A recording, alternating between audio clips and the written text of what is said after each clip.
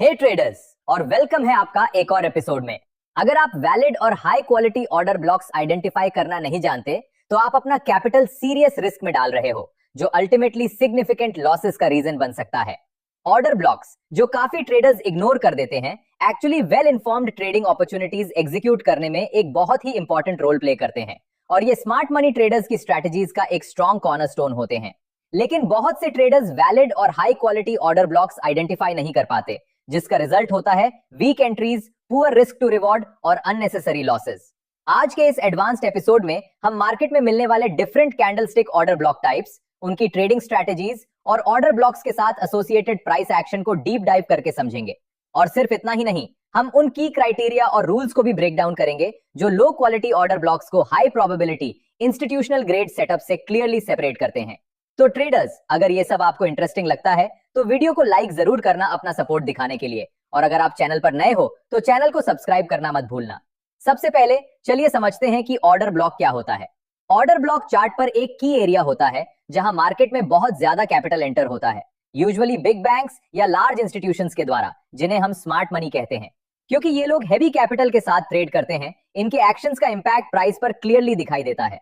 अगर आप नोटिस करते हो कि प्राइस किसी स्पेसिफिक एरिया से बहुत तेजी से मूव करता है, जैसे यहां से, तो ये इंडिकेट करता है कि वहां स्मार्ट मनी ने अपनी पोजीशन ली है। प्राइस को इतनी जल्दी ऊपर ले जाने के लिए लार्ज बाय ऑर्डर्स की जरूरत होती है। जिस इनिशियल एरिया से ये ऑर्डर्स एग्जीक्यूट होते हैं उसी को ऑर्डर ब्लॉक कहा जाता है। ऑर्डर ब्लॉक्स दो टाइप्स के होते हैं, बुलिश ऑर्डर ब्लॉक जो लार्ज बाय ऑर्डर्स की वजह से बनता है, और बेरिश ऑर्डर ब्लॉक जो लार्ज सेल ऑर्डर्स की वजह से बनता है। जब एक ऑर्डर ब्लॉक आइडेंटिफाई हो जाता है तो ये पोटेंशियल ट्रेडिंग अपॉर्चुनिटीज देता है, क्योंकि अक्सर प्राइस वापस आकर उस एरिया को रीटेस्ट करता है और वहां से बाउंस करता है। फॉर एग्जांपल, अगर आपने यहां ऑर्डर ब्लॉक से बाय किया होता तो आपको अच्छा प्रॉफिट मिल सकता था। अब आप सोच रहे होंगे, क्या ये सपोर्ट और रेजिस्टेंस जैसा नहीं है? देखने में दोनों सिमिलर लग सकते हैं क्योंकि दोनों की लेवल्स होते हैं, लेकिन ऑर्डर ब्लॉक्स और सपोर्ट या रेजिस्टेंस सेम नहीं होते। इनके बीच कुछ मेजर डिफरेंसेस हैं। First difference, formation. Order blocks significant price movement के बेसिस पर बनते हैं। अगर प्राइस किसी एरिया से स्ट्रॉन्ग मूव देता है तो आप वहां ऑर्डर ब्लॉक ड्रॉ कर सकते हो। वही सपोर्ट और रेजिस्टेंस तब बनते हैं जब प्राइस किसी लेवल पर पहले कई बार रिजेक्ट हो चुकी हो। फॉर एग्जांपल, अगर प्राइस ने एक लेवल पर यहां रिजेक्ट किया और फिर दोबारा यहां रिजेक्ट किया, तब हम उस लेवल को सपोर्ट या रेजिस्टेंस मानते हैं। सेकंड डिफरेंस है कि वो चार्ट पर कैसे ड्रॉ किए जाते हैं। ऑर्डर ब्लॉक्स आमतौर पर थिक जोन्स या एरियाज के फॉर्म में ड्रॉ किए जाते हैं। सपोर्ट और रेजिस्टेंस ज्यादातर लाइंस के फॉर्म में ड्रॉ किए जाते हैं, और अगर जोन्स बनाए भी जाते हैं तो वो थिन जोन्स होते हैं, ऑर्डर ब्लॉक्स जितने थिक नहीं। Third difference, number of retests. Order blocks आमतौर पर वन टाइम यूज होते हैं, मतलब अगर प्राइस एक बार ऑर्डर ब्लॉक को रिट्रेस कर चुका है तो वो ऑर्डर ब्लॉक खत्म माना जाता है। आप उसे मल्टीपल टाइम्स यूज नहीं कर सकते, जबकि सपोर्ट और resistance levels multiple times retest हो सकते हैं। हालांकि दोनों अलग हैं, लेकिन इन्हें एक साथ यूज किया जा सकता है। फॉर एग्जाम्पल, अगर एक ऑर्डर ब्लॉक रेजिस्टेंस लेवल के साथ फॉर्म हो रहा है तो इसे कॉन्फ्लुएंस कहा जाता है। ऐसी सेटअप आइडियल होती है क्योंकि प्राइस के रिएक्ट करने के चांसेस काफी ज्यादा होते हैं। अब ऑर्डर ब्लॉक्स पर ट्रेड करने से पहले हमें यह जानना जरूरी है कि ऑर्डर ब्लॉक को सही तरीके से आइडेंटिफाई कैसे करें। याद है, पहले एग्जांपल में मैंने कहा था कि अगर प्राइस किसी पॉइंट से स्ट्रॉन्ग मूव देता है तो हम ऑर्डर ब्लॉक ड्रॉ कर सकते हैं। वेल, इतना सिंपल नहीं है। सिर्फ स्ट्रॉन्ग मूव देख लेना काफी नहीं होता। हर स्ट्रॉन्ग मूव ऑर्डर ब्लॉक नहीं होता। ऑर्डर ब्लॉक को वैलिड मानने के लिए कुछ स्पेसिफिक रूल्स होते हैं। तो अब मैं आपको वैलिड ऑर्डर ब्लॉक के 4 इंपॉर्टेंट रूल्स बताने वाला हूं। ये रूल्स बहुत ज्यादा इंपॉर्टेंट हैं क्योंकि जब तक आप इन्हें ठीक से नहीं समझोगे तब तक आप ऑर्डर ब्लॉक स्ट्रेटजी ट्रेड ही नहीं कर पाओगे। ये नोट करना बहुत जरूरी है कि किसी ऑर्डर ब्लॉक को कंफर्म्ड और वैलिड मानने के लिए सबसे पहले प्राइस को प्रीवियस कैंडल के ऊपर या नीचे मौजूद लिक्विडिटी को टेक आउट और स्वीप करना चाहिए, तभी एक वैलिड ऑर्डर ब्लॉक फॉर्म होता है। रूल नंबर 2, प्राइस को ऑर्डर ब्लॉक एरिया के पास इनएफिशिएंसी छोड़नी चाहिए और इंबैलेंस जनरेट करना चाहिए। अगर सब्सिक्वेंट कैंडल्स के बीच प्रॉपर इंबैलेंस मौजूद नहीं है तो उस आइडेंटिफाइड ऑर्डर ब्लॉक को वैलिड नहीं माना जाएगा। Rule number 3, order block unmitigated होना चाहिए। ऑर्डर ब्लॉक्स को वन टाइम यूज माना जाता है, यानी हम ट्रेड अपॉर्चुनिटी पर फोकस करते हैं जब प्राइस पहली बार ऑर्डर ब्लॉक में एंटर करता है। एक बार ऑर्डर ब्लॉक मिटिगेट हो जाए तो हम उसे फ्यूचर ट्रेडिंग के लिए एरिया ऑफ इंटरेस्ट नहीं मानते। रूल नंबर 4, एक हाई क्वालिटी ऑर्डर ब्लॉक को मार्केट में ब्रेक ऑफ स्ट्रक्चर या चेंज ऑफ कैरेक्टर लीड करना चाहिए। ब्रेक ऑफ स्ट्रक्चर और change of character essential signals होते हैं जो ये इंडिकेट करते हैं कि मार्केट अपनी इनिशियल डायरेक्शन में कंटिन्यू करेगी या फिर रिवर्सल देखने को मिलेगा। ऑर्डर ब्लॉक्स की अंडरस्टैंडिंग को और ज्यादा सॉलिड करने के लिए अब चलिए कुछ और एग्जांपल्स को एग्जामिन करते हैं। फिर उसके बाद हम 3 एडवांस ट्रेडिंग स्ट्रेटजीज भी समझेंगे ताकि आप सिर्फ वो ना सीख कर जाओ जो सबको आता है। जैसा कि आप देख सकते हो कि मार्केट का मोमेंटम पहले बेरिश था जब तक कि प्राइस ने ये वीक बुलिश कैंडल नहीं बनाई। इसके ठीक बाद प्राइस ने ऊपर की तरफ पुश देना शुरू किया इन 3 लार्ज ग्रीन कैंडल्स के साथ। ये वीक बुलिश कैंडल यहां अपने लोएस्ट पॉइंट तक पहुंची और इसके साथ साथ इसने प्रीवियस कैंडल के नीचे की लिक्विडिटी को टेक आउट और इफेक्टिवली स्वीप भी किया। जैसा कि पहले मेंशन किया गया था, ऑर्डर ब्लॉक के बाद बनने वाली सब्सिक्वेंट कैंडल्स में अगर प्रॉपर इंबैलेंस नहीं होता तो हमारा आइडेंटिफाइड ऑर्डर ब्लॉक वैलिड नहीं माना जा सकता। अगर हम इस 3 चैनल सीक्वेंस को देखें तो हमें यह दिखाई देता है कि पहले कैंडल का ऊपरी विक और तीसरे कैंडल का निचला विक मध्य कैंडल के पूरे बॉडी के साथ ओवरलैप नहीं करते। यहाँ कैंडल्स के बीच एक गैप मौजूद है जो कि इंबैलेंस को रिप्रेजेंट करता है। क्योंकि यहाँ वैलिड ऑर्डर ब्लॉक के सभी क्राइटेरिया मीट हो रहे हैं, इसलिए ये कैंडल एक वैलिड ऑर्डर ब्लॉक को रिप्रेजेंट करती है। अगर हम थोड़ा ऊपर देखें तो एक बार फिर प्राइस ने एक अपवर्ड ड्रास्टिक मूवमेंट क्रिएट किया है। ये जो रेड कैंडल है ये वो लास्ट बेरिश कैंडल है जो प्राइस के ड्रास्टिकली अपसाइड पुश शुरू होने से ठीक पहले बनी थी। हम साफ रूप से देख सकते हैं कि इस बेरिश कैंडल ने भी प्रीवियस बेरिश कैंडल के नीचे की लिक्विडिटी को टेक आउट और इफेक्टिवली स्वीप किया है। चूंकि प्राइस ने इन 3 सिक्वेंशियल कैंडल्स के बीच एक प्रॉपर गैप भी क्रिएट किया है जो कि वैलिड ऑर्डर ब्लॉक आइडेंटिफाई करने के सभी क्राइटेरिया को मीट करता है, इसलिए हम अब इस कैंडल को एक वैलिड ऑर्डर ब्लॉक मान सकते हैं, जिसमें यह पोटेंशियल होता है कि अगर प्राइस पुल बैक करके नीचे आए और इसे मिटिगेट करे तो ये प्राइस को रिवर्स कर सके। जैसा कि आप देख सकते हैं यहां मौजूद ये बेरिश कैंडल जो कि नेक्स्ट बुलिश मूवमेंट से ठीक पहले बनी थी, वैलिड ऑर्डर ब्लॉक रिप्रेजेंट नहीं करती क्योंकि इसने प्रीवियस कैंडल का लो टेक आउट नहीं किया। चलिए और एग्जांपल्स एग्जामिन करते हैं। सेकंड डायग्राम में कैंडल्स की एक और सीरीज को कंसीडर करते हैं। एक बार फिर हम देखते हैं कि प्राइस ने प्रीवियस कैंडल का लो टेक आउट किया है और इस बेरिश इन्वर्टेड हैमर कैंडल के थ्रू नीचे की लिक्विडिटी को इफेक्टिवली स्वीप किया है। इस वजह से यहां हमें एक पोटेंशियल कैंडिडेट मिलता है एक वैलिड ऑर्डर ब्लॉक का। लेकिन यहां इन 3 कैंडल्स के बीच कोई नोटिसेबल इंबैलेंस नहीं है और साथ ही ये ऑर्डर ब्लॉक बुलिश कैंडल के अपर विक से मिटिगेट हो चुका है। इसी वजह से ये ऑर्डर ब्लॉक वैलिड कंसिडर नहीं किया जा सकता क्योंकि ये ऑर्डर ब्लॉक वैलिडेट करने के most of the necessary criteria meet नहीं हो रहे, इसलिए इसको डिमांड जोन के रूप में यूटिलाइज नहीं किया जा सकता। जब ऐसे सिनेरियोज आते हैं जहां प्राइस प्रीवियस कैंडल की लिक्विडिटी को टेक आउट कर लेता है लेकिन ऑर्डर ब्लॉक मिटिगेट हो जाता है, या फिर जब प्राइस इनएफिशिएंसी क्रिएट करने में फेल हो जाता है, तो हम सब्सिक्वेंट कैंडल स्टिक को वैलिड ऑर्डर ब्लॉक डेजिग्नेट करते हैं। इस केस में हम प्रीवियस सेलिंग कैंडल के बजाय इस बुलिश कैंडल को वैलिड ऑर्डर ब्लॉक मानते हैं। ये डिसीजन इस बात पर बेस्ड है कि बुलिश कैंडल के इमीडिएटली बाद प्राइस ने प्रॉपर इनएफिशिएंसी या इंबैलेंस जनरेट किया है। अगर हम थोड़ा ऊपर की तरफ देखें तो हम नोटिस करते हैं कि प्राइस ने एक बार फिर प्रीवियस कैंडल का लो टेक आउट किया है और इस बुलिश कैंडल के थ्रू नीचे की लिक्विडिटी को इफेक्टिवली स्वीप किया है प्राइस को सिग्निफिकेंटली ऊपर पुश करने से पहले। लेकिन यहां भी कोई डिसर्नेबल इंबैलेंस नहीं है और ये ऑर्डर ब्लॉक अपर कैंडल के विक से मिटिगेट हो चुका है, इसलिए ये ऑर्डर ब्लॉक वैलिड रिगार्ड नहीं किया जा सकता और कॉन्सिक्वेंटली इसको डिमांड एरिया के रूप में यूज नहीं किया जा सकता। आगे कंटिन्यू करते हुए एक बार फिर हम देखते हैं कि प्राइस ने सिग्निफिकेंटली अपसाइड की तरफ पुश किया है। ये रेड कैंडल वो लेटेस्ट बेरिश कैंडल है जो प्राइस के ड्रामेटिकली हायर पुश स्टार्ट करने से जस्ट पहले फॉर्म हुई थी। ये क्लियरली एविडेंट है कि इस बेरिश कैंडल ने प्रीवियस बुलिश कैंडल के नीचे की लिक्विडिटी को सरपास किया और इफेक्टिवली स्वीप किया है। साथ ही क्योंकि प्राइस ने इन 3 सिक्वेंशियल कैंडल्स के बीच एक प्रॉपर गैप क्रिएट किया है और कोई मिटिगेशन नहीं हुआ है, इसलिए वैलिड ऑर्डर ब्लॉक आइडेंटिफाई करने के सारे क्राइटेरिया मीट हो चुके हैं। कॉन्सिक्वेंटली अब हम इस कैंडल को एक वैलिड ऑर्डर ब्लॉक के रूप में रिगार्ड कर सकते हैं। ये कॉन्सेप्ट्स बेरिश मार्केट्स पर भी इक्वली एप्लीकेबल होते हैं।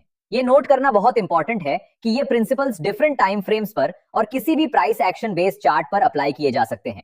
अब मैं 3 ऑर्डर ब्लॉक स्ट्रैटेजीज रिवील करने वाला हूं जो आपकी ट्रेडिंग को नेक्स्ट लेवल तक ले जा सकती हैं। Strategy number 1, multi time frame conformation. इस फर्स्ट स्ट्रैटेजी के लिए सबसे पहले हायर टाइम फ्रेम पर एक ऑर्डर ब्लॉक फाइंड करो। इस एग्जांपल में हम बिटकॉइन यूएसडी 4 घंटे का चार्ट यूज कर रहे हैं। एक झलक में ही हम 2 सिग्निफिकेंट प्राइस मूवमेंट्स देख सकते हैं। पहला यहाँ अपवर्ड मूव है और दूसरा यहाँ डाउनवर्ड मूव है। इन दोनों मूव्स में इनएफिशिएंसीज भी मौजूद हैं, इसलिए हमारे पास 2 संभावित ऑर्डर ब्लॉक बनते हैं, एक बुलिश ऑर्डर ब्लॉक और एक बेरिश ऑर्डर ब्लॉक। लेकिन चलिए डबल चेक करते हैं कि ये दोनों संभावित ऑर्डर ब्लॉक वास्तव में वैध हैं या नहीं।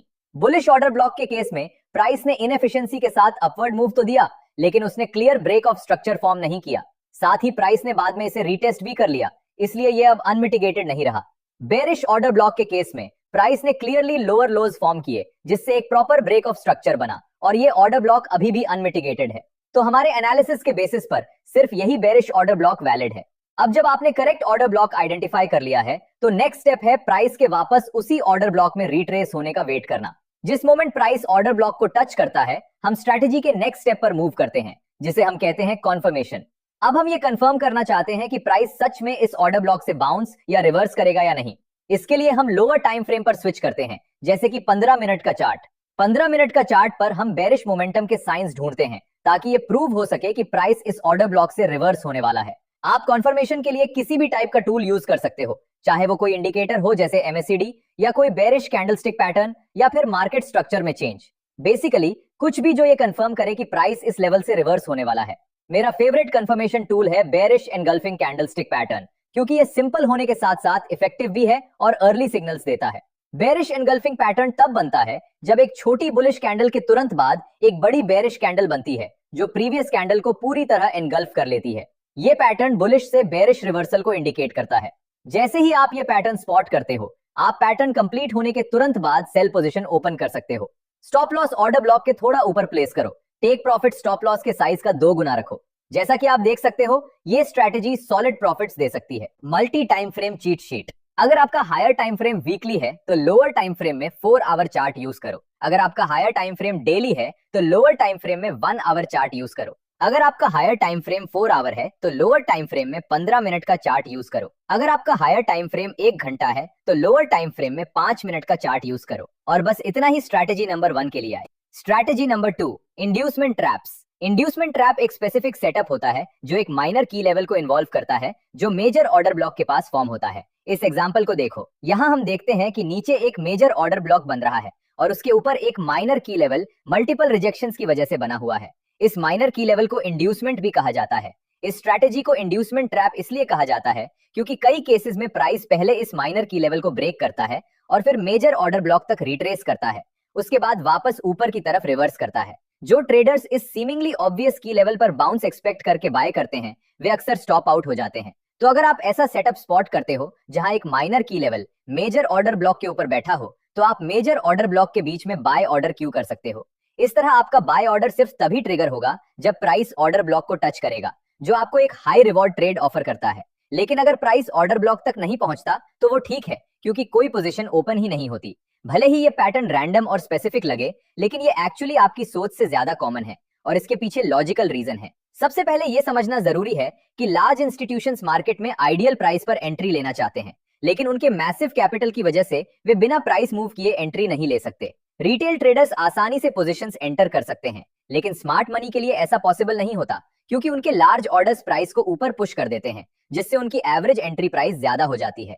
इसलिए लोअर प्राइस पर एंटर करने के लिए वे इंड्यूसमेंट लेवल्स का यूज करते हैं।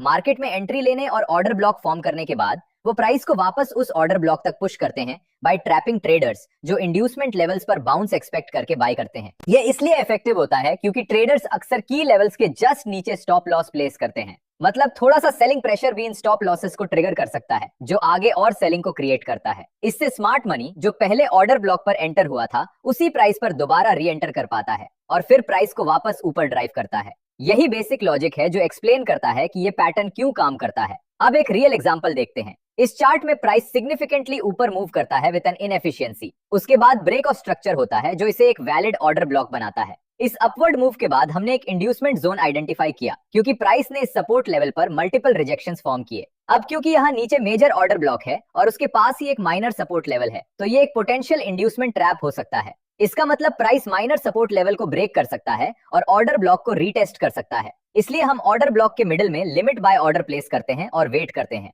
जैसा कि आप देख सकते हो, प्राइस नीचे मूव हुआ, इंड्यूसमेंट लेवल को ब्रेक किया और ऑर्डर ब्लॉक पर आकर हमारा बाय ऑर्डर ट्रिगर हो गया। ऑर्डर ट्रिगर होने के बाद हम स्टॉप लॉस ऑर्डर ब्लॉक के जस्ट नीचे प्लेस करते हैं और टेक प्रॉफिट स्टॉप लॉस के साइज का 2 से 3 टाइम्स सेट करते हैं। या फिर आप इंड्यूसमेंट जोन को भी टेक प्रॉफिट के लिए टारगेट कर सकते हो। और जैसा कि आप देख सकते हो, ये ट्रेड प्रॉफिटेबल रहा। Strategy number 3, breaker blocks. Video के बिल्कुल फर्स्ट पार्ट में मैंने मेंशन किया था कि order blocks usually one time use होते हैं, लेकिन एक्चुअली एक तरीका है जिससे हम ब्रोकन ऑर्डर ब्लॉक्स का भी एडवांटेज ले सकते हैं। इस स्ट्रैटेजी को ब्रेकर ब्लॉक्स कहा जाता है। अब ब्रेकर ब्लॉक क्या होता है? ब्रेकर ब्लॉक एक प्रीवियसली वैलिड ऑर्डर ब्लॉक होता है जो एक बार ब्रेक हो चुका होता है। जब कोई ऑर्डर ब्लॉक ब्रेक हो जाता है तो प्राइस कई बार वापस उस लेवल तक रिट्रेस करता है और वो लेवल एक पोटेंशियल रेजिस्टेंस लेवल की तरह एक्ट कर सकता है, जहां से प्राइस रिजेक्ट हो सकता है। इससे हमें ब्रेकर ब्लॉक पर शॉर्ट लेने की अपॉर्चुनिटी मिलती है। ध्यान में रखना कि ब्रेकर ब्लॉक्स भी टिपिकली वन टाइम यूज होते हैं। प्राइस जब लेवल को ब्रेक करके रीटेस्ट कर लेता है तो उनकी इफेक्टिवनेस यूजुअली खत्म हो जाती है।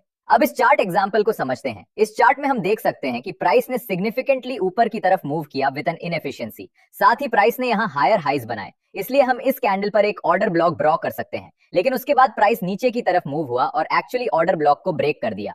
इस मूव ने एक चेंज ऑफ कैरेक्टर भी क्रिएट किया, क्योंकि प्राइस प्रीवियस लोज के नीचे ब्रेक हुआ, जो इंडिकेट करता है कि ट्रेंड बुलिश से बेरिश शिफ्ट हो चुका है। अब जब प्राइस वापस प्रीवियस ऑर्डर ब्लॉक की तरफ रिट्रेस करता है तो ये लेवल अब एक पोटेंशियल रेजिस्टेंस जोन की तरह एक्ट करता है। ये शॉर्ट पोजीशन ओपन करने के लिए एक प्राइम एरिया होता है। इसके बाद हम स्टॉप लॉस ब्रेकर ब्लॉक के थोड़ा ऊपर प्लेस करते हैं और टेक प्रॉफिट स्टॉप लॉस के साइज का 2 गुना सेट करते हैं। और जैसा कि आप देख सकते हैं, प्राइस ने इस ऑर्डर ब्लॉक से रिजेक्ट किया, हमारा टारगेट हिट हुआ और ट्रेड ने नाइस प्रॉफिट दिया। सो गाइस, आई होप कि आपको ये वीडियो पसंद आई होगी और आपके लिए वैल्यूएबल रही होगी। तो प्लीज लाइक बटन जरूर दबाना और हमारे चैनल को सपोर्ट दिखाना। और अगर आप यहाँ नए हो तो सब्सक्राइब करना मत भूलना, ताकि आने वाली आईसीटी और स्मार्ट मनी वाली वीडियोस आप मिस ना करो। अपनी राय और सवाल हमें कमेंट सेक्शन में जरूर बताना, मैं उन्हें पढ़ता भी हूँ और फ्यूचर वीडियोस में इंक्लूड भी करता हूँ। चलिए मिलते हैं अगले एपिसोड में।